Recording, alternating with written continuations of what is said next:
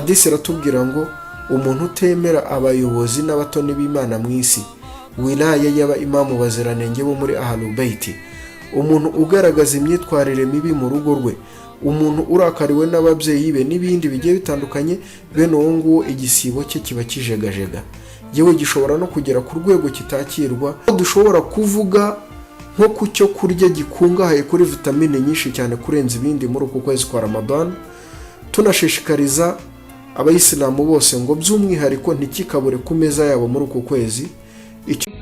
Allahumma salli ala Muhammad wa Abu Muhammad Shia, uwisilamu bw'umwimerere. Bismillahirrahmanirrahim.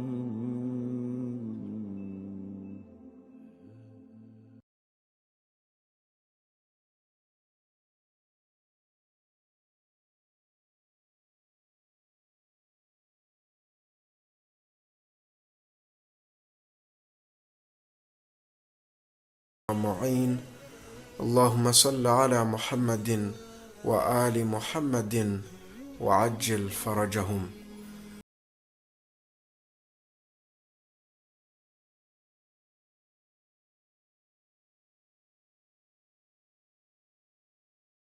القرآن الذي أنزل فيه القرآن هدى للناس وبينات من الهدى والفرقان، فمن شهد منكم الشهر فليصمه، ومن كان مريضا أو على سفر فعدة من أيام أخر، يريد الله بكم اليسر ولا يريد بكم العسر، ولتكملوا العدة ولتكبروا الله على ما هداكم ولعلكم تشكرون.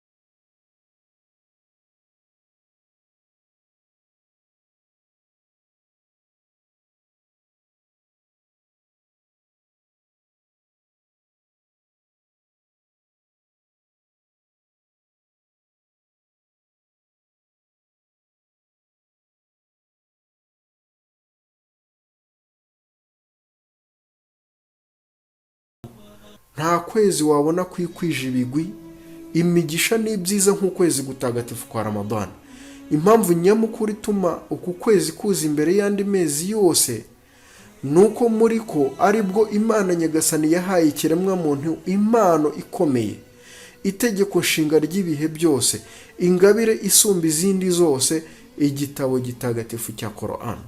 Agaciro k'ukwezi gutagatifu kwa Ramadhan turabona ko ahanini gashingiye ku hishurwa ry'igitabo gitagatifu cya Quran muri ko.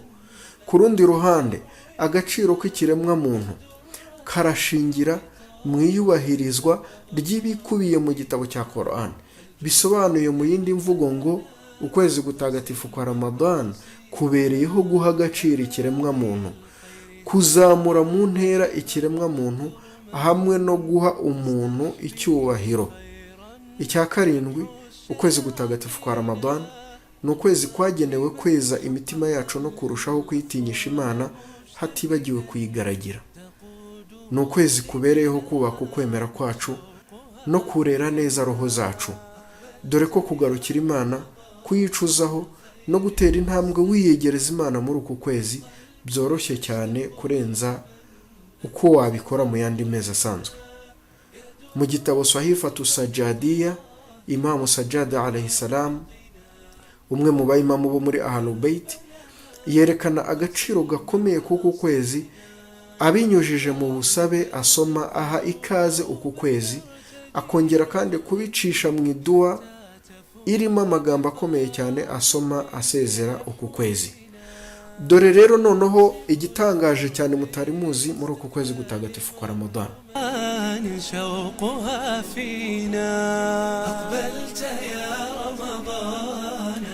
Muri uku kwezi abayisilamu bagerwaho n'ubutumire bw'Imana ishobora byose, bubabwira ngo ya ayyuhalladhina amanu kutiba alaykumus siyam, yemwe abemeye Imana n'intumwa yayo, bayisilamu mwategetswe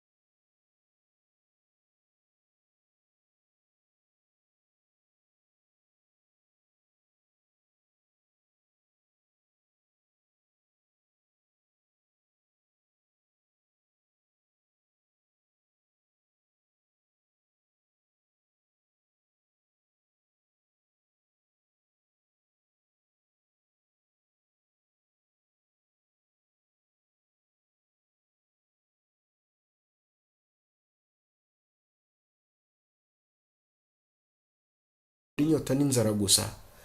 Hadisi iratubwira ngo umuntu utemera abayobozi n'abatoni b'Imana mu isi, wilaya y'aba imamu baziranenge bo muri Ahlul Bayt, umuntu ugaragaza imyitwarire mibi mu rugo rwe, umuntu urakariwe n'ababyeyi be n'ibindi bigiye bitandukanye, bene uwo nguwo igisibo cye kiba kijegajega, yewe gishobora no kugera ku rwego kitakirwa, bigendana n'ijanisha ry'uruhare yaba afite muri ibyo ngibyo tumaze kuvuga hejuru. mu gitabo cyitwa Wasailu Shia dusangamo hadithi ndende cyane igaruka ku myitwarire y'usibye uku kwezi gutagatifu kwa Ramadani. Muri iyo myitwarire tubwirwamo ko umuntu usibye agomba kwirinda gukora ibyo Imana yaziririje. Nicyo gikorwa cyiza kuruta ibindi uwo ari we wese yakora mu gisibo, ngira ngo twarabibonye. Muri ibyo rero hakaba harimo nko kwirinda kubeshya, kubeshyera, gushyamirana na bagenzi bawe, ishyari, kuvuga bagenzi bawe badahari, gukora ibibi n'ibiteye isoni, kurangara, uburangare, kurakara cyane, uburakari, kwicara mu byicaro by'ababi, kujujubya abandi, ubujajwa, kujajwa, kurenganya abandi, kubahuguza n'ibindi bigiye bitandukanye. Ibyo byose bisanzwe binaziririjwe mu yandi mezi. Iki ngiki dukwiye kukimenya. Ariko noneho mu kwezi gutagatifu kwa Ramadani kubyirinda no kubijya kure byagakwiye gufata indi ntera, byagakwiye kujya ku rundi rwego, bikaba akarusho n'umwihariko. Muri iki gisibo cy'ukwezi gutagatifu kwa Ramadani rero umuyisilamu kandi aranahamaгаrirwa gukoresha ukuri cyane, kwihangana, kongera amasengesho, gutekereza kenshi ku mperuka n'ibindi bikorwa byose byiza biza muri urwo rwego. Nasoza ngira nti barahirwa abasobanukirwa agaciro k'uku kwezi, bagasarura imigisha ntagereranywa ikubonekamo, bakanakemura ibibazo byabo by'isi n'idini bifashishije igisibo n'ibindi bikorwa ngandukiramana biteganyijwe muri uko kwezi. Imana idushyire muri abo. N'igikwiye gusobanuka nuko kugira ngo umugaragu wa Nyagasani abashe gusarura ibyiza by'uku kwezi kwa Ramadani bitarangirira gusa mu kwiyiriza byonyine, kwibuza ibyo kurya no kunywa gusa, uretse ko ahubwo binasaba kwirinda ibyaha, kwiyubaka mu kwemera, kwibungabunga mu byo dukora byose, tujya kure y'imyanda itwanduriza imitima. Ndasaba Imana ko yaduha gusobanukirwa uku kwezi kandi ikatubashisha kugusaruramo ibyo twakabaye tugusaruramo. Wa akhiru da'wana assalamu alaikum wa rahmatullahi wa barakatuh.